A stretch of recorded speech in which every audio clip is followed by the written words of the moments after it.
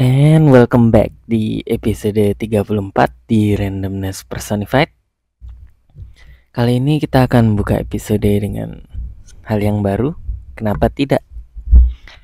Jadi aku di sini pengen membuat empasis pada hal yang baru ya. Hal yang baru itu seringkali kita labeli sebagai sesuatu yang harus kita takuti, sesuatu yang kayak aku nih udah punya tempat di mana aku seneng, aku udah punya comfort zone-ku sendiri. Kenapa aku harus mencari hal yang baru? Kenapa aku harus cari kerjaan baru? Kenapa aku harus kayak gini? Kenapa aku harus kayak gitu dan sebagainya. Banyak daripada kita, termasuk juga aku, kadangkala menganggap hal yang baru sebagai sesuatu yang jelek, sesuatu yang kurang diminati banyak orang, sesuatu yang kayak gimana ya? Di dalam human nature kita tuh seneng banget pada hal-hal yang tidak berubah. Kita seneng pada konsistensi. Kita seneng pada hal yang familiar pada kita. Kita seneng pada hal-hal yang kita tuh sudah tahu nih, besok akan kayak gini, lusanya akan kayak gini, dan minggu depan akan kayak gini. Kita seneng hal-hal yang membuat kita secure pada diri kita sendiri. Dan karena itu, perubahan dan hal yang baru bisa menjadi suatu hal yang menjadi momok bagi diri kita sendiri, menjadi hal-hal yang kita takuti terkadang. Tapi aku di sini mau ngomong nih teman-teman, kalau hal yang baru itu tidak selalu menjadi hal yang jelek. Terkadang berubah itu penting. Malah terkadang menurutku ya ada beberapa hal yang dengan kita tidak berubah itu malah jadi lebih jelek. Semisal ya kita mungkin menambahkan progres dalam karir kita. Semisal mulai menjadi seorang staff dan kita tahu di dalam lubuk hati kita tuh pengen jadi semisal supervisor atau manager gitu. Nah, kita tahu apa yang kita inginkan dan keseharian hidup kita sebagai staff itu menurut kita udah cukup nih ya. Tapi kalau kita mempunyai mimpi yang lebih gitu, kita tuh harus berani berubah teman-teman. Dengan kita tidak berubah, dengan kita tidak menginginkan, dengan kita ingin menjadi SPV ataupun manajer, tapi tidak mengubah apapun di dalam diri kita sendiri, itu tuh malah akan lebih jelek ke depannya. Jadi ada seorang yang bilang ke aku, kita tuh entah akan disakiti oleh perubahan atau kita akan disakiti oleh keadaan kita yang gini-gini aja. Dan menurutku disakiti oleh perubahan itu pilihan yang lebih bagus daripada disakiti dan hidup kita gini-gini aja. Jadi terkadang kalau kita mau menginginkan dalam contoh yang tadi nih ya, jadi SPV, jadi manajer, kita tuh harus bisa membuat perubahan dalam diri kita. Kita harus berani pada hal-hal yang baru. Kita harus senang pada hal-hal yang baru. Kita tidak boleh mandang hal yang baru itu sebagai sesuatu yang pasti akan menyakiti kita. Kita tidak boleh memandang hal yang baru sebagai aku gak bisa nih kayak gini karena aku dari dulu taunya kayak gitu. Aku gak bisa nih ngelakuin ini karena sepertinya akan terlalu sulit bagi aku. Teman-teman, perubahan tuh hampir pasti, atau aku bisa bilang pasti akan sulit. Sulit banget teman-teman. Tapi satu-satunya yang abadi dari hidup ya perubahan gitu. Segala sesuatunya berubah. Nothing stays forever the same. Begitu juga dengan teman-teman dan juga dengan aku sendiri. Jadi hal yang baru itu kita harus nge-treat hal yang baru bukan sebagai sesuatu yang kita takutkan, tapi sebagai sesuatu yang harus kita embrace. Sebagai sesuatu yang harus kita hadapi, sebagai sesuatu yang harus kita terima dengan lapang dada teman-teman. Apalagi gak semua perubahan itu kan sifatnya jelek, beberapa sifatnya bagus. memang kita sebagai manusia terbiasa dengan hal yang dulu. Jadi misalnya kita punya rumah gini, terus kita pindah ke rumah yang baru, kita akan terasa lebih gimana gitu, terasa asing. Oh ya, kemarin aku makan di tempat dapur yang bentuknya kayak gini, terus sekarang berubah jadi kayak gitu gitu. Terasa asing. Kita tuh tidak menyukai hal-hal yang asing di mata kita. Kita lebih menyukai hal-hal yang familiar di mata kita. Jadi terkadang perubahan dan hal yang baru itu kita bisa apa ya? Bukan kayak takut, tapi kayak kita nggak familiar dengan hal yang baru. Dan itu terkadang membuat diri kita merasa kayak ya aku nggak seharusnya di sini, atau oh aku kurang nyaman dengan perubahan ini dan ini dan itu. Tapi teman-teman, memang kita terbiasa dengan hal yang dulu. Tapi nanti hal yang dulunya itu menjadi kebiasaan kita, lama-lama akan menjadi sekarang gitu. Jadi dulu lambat laun akan menjadi sekarang.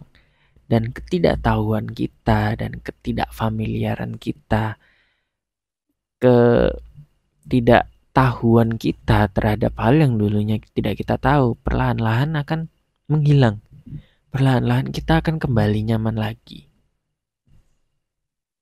Karena itu teman-teman, perubahan tuh menurutku juga ada baiknya kalau teman-teman merasa perubahan itu harus disikapi secepat mungkin, sedini mungkin untuk kebaikan kita sendiri. Ada baiknya kita tidak menunda-nunda hal itu, teman-teman. Hal yang baru, aku bilang berkali-kali, tidaklah sesuatu yang harus kita takuti. Tidak harus menjadi sesuatu yang menjadi momok bagi kita. Bahkan bagi teman-teman yang masih takut, ada metode yang bagus yang menjelaskan kita untuk lebih berani menyikapi esok hari. Ada metode yang cepat dan juga efektif untuk kita memanifestasikan apa yang kita inginin, teman-teman. Yaitu the yesterday method. Jadi the yesterday method itu adalah metode kemarin. Jadi kita mengafirmasi apa yang kita inginkan sekarang. Kita afirmasi kita udah dapet itu kemarin. Semisal, oh kemarin aku udah dapet pekerjaan impianku. Oh kemarin aku udah ketemu sama wanita impianku. Oh kemarin aku udah ketemu bersama mimpiku. Dengan kita mengafirmasi bahwa kita udah mendapatkan yang kita inginkan kemarin, kita bisa lebih menjalani hari-hari dengan lebih semangat, dengan lebih senang, dengan lebih bertenaga. Karena teman-teman, kita tuh selalu mengidam-idamkan sesuatu yang familiar. Kita takut dengan perubahan dan menyikapinya dengan mengatakan kita udah dapet semuanya kemarin.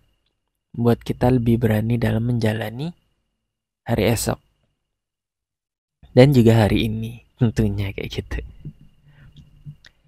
Dan aku selalu bilang bahwa tidak semuanya tuh harus dimulai dari hal-hal yang besar. Ini berlaku juga pada mimpi kita, ini juga berlaku pada hidup kita, ini juga berlaku pada semua aspek di dalam hidup kita. Dan itu juga berlaku pada episode kali ini, teman-teman. Tidak semua hal baru itu harus besar. Semisal nih ya, HP baru, laptop baru, atau mie ayam favorit baru untuk teman-teman gitu. Jadi misal kayak teman-teman menemukan tempat mie ayam baru yang teman-teman suka,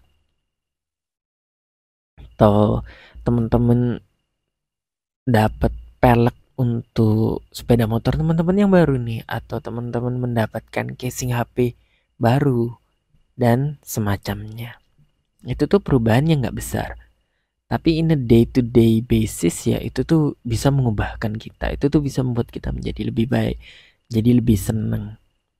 Nah, kita harus bisa menyikapi perubahan-perubahan besar di dalam hidup kita, seperti kita menyikapi perubahan-perubahan kecil dalam hidup kita, yaitu menjalaninya dengan penuh senang, dengan penuh bahagia, dengan penuh harapan. Aku tahu gak semudah itu, aku menyadari itu. Dan aku tahu berapa kali perubahan itu akan jadi berat banget bagi teman-teman. Berat banget. Aku juga paham hal itu. Karena itu, di samping aku juga pengen teman-teman jadi happy dengan pilihan teman-teman, aku juga pengen teman-teman bisa kuat dengan segala perubahan yang teman-teman harus hadapi di dalam hidup teman-teman. Karena menyikapi perubahan, menyikapi hal yang baru, itu juga terkadang berat bagi kita. Aku paham itu teman-teman. Jadi aku juga pingin teman-teman menyikapi hal yang baru, walaupun sulit, walaupun berat. Walaupun aku tahu beberapa hari bisa jauh lebih menghancurkan dibandingkan hari-hari lainnya. Tapi aku mau teman-teman tetap kuat. Aku mau teman-teman tetap semangat. Aku mau teman-teman tetap menyosong hal-hal baru di dalam hidup teman-teman dengan positivitas. Aku di sini akan selalu mendoakan teman-teman dalam segala hal yang teman-teman lakuin, segala hal yang teman-teman impiin, segala hal baru yang teman-teman sedang laksanakan, segala hal baru yang teman-teman sedang impikan ataupun rencanakan. Aku akan selalu mendoakan itu. Dan tidak lupa lagi, aku akan selalu mengadvokasikan ini pada teman-teman yang melalui hal-hal yang berat ataupun hal baru yang sukar ataupun hal baru yang tidak mengujung pada hal-hal yang baik. Aku cuma mau bilang, untuk teman-teman yang butuh bantuan, ada layanan hotline pencegahan bunuh diri dari Kemenkes. Dan layanan ini tersambung langsung dengan konselor Pusat Kesehatan Jiwa Nasional RS Marzuki Mahdi dan psikolog klinis di IPK Indonesia. Mereka buka 24 jam melalui call ataupun melalui WhatsApp. Jadi teman-teman yang butuh tempat untuk mendengarkan keluh kesah teman-teman, teman-teman yang membutuhkan tempat untuk bercerita yang menjaga privasi teman-teman, teman-teman bisa menghubungi layanan hotline pencegahan bunuh diri ini. Teman-teman bisa mengaksesnya secara mudah di www.healing119.id. Sekali lagi, teman-teman bisa mengaksesnya di www.healing119.id, ataupun teman-teman bisa langsung menuju website www.rsmmbogor.com. Sekali lagi, www.rsmmbogor.com. Layanan hotline ini tersedia 24 jam dan ini adalah layanan yang bersifat pertolongan pertama. Jadi, jika teman-teman butuh penanganan lebih lanjut untuk menyikapi hal baru di dalam hidup teman-teman, teman-teman bisa mendapatkan rujukan kepada psikolog, psikiater, ataupun perawat spesialis jiwa secara luring. Jadi teman-teman, untuk teman-teman yang melalui hal baru, tapi bukan hal baru yang teman-teman inginkan. Untuk teman-teman yang sedang menjalani sesuatu yang berat, menjalani sesuatu yang baru, tapi tidak mengarah pada sesuatu yang semakin buat teman-teman bahagia, malah sebaliknya. Aku selalu mendoakan yang terbaik bagi teman-teman, dan kapanpun teman-teman butuh layanan dari profesional, teman-teman bisa langsung mengakses layanan hotline tadi. Ataupun jika teman-teman butuh tempat untuk bercerita, teman-teman bisa hubungi aku kapan aja. Aku akan selalu sedia menjadi tempat keluh kesah bagi teman-teman semua. Aku akan selalu mendoakan yang terbaik bagi teman-teman semua. Dan untuk kalian semua yang sedang menghadapi hal baru, entah itu hal baru yang teman-teman inginkan, entah itu hal baru dalam artian karir, ataupun hidup, ataupun kehilangan seseorang, ataupun mendapatkan seseorang yang baru. Entah itu mengenai hal baru di dalam diri teman-teman, di dalam kesehatan teman-teman, di dalam keluarga teman-teman. Apapun itu, baik atau buruk, selalu ada pelajaran yang bisa didapat.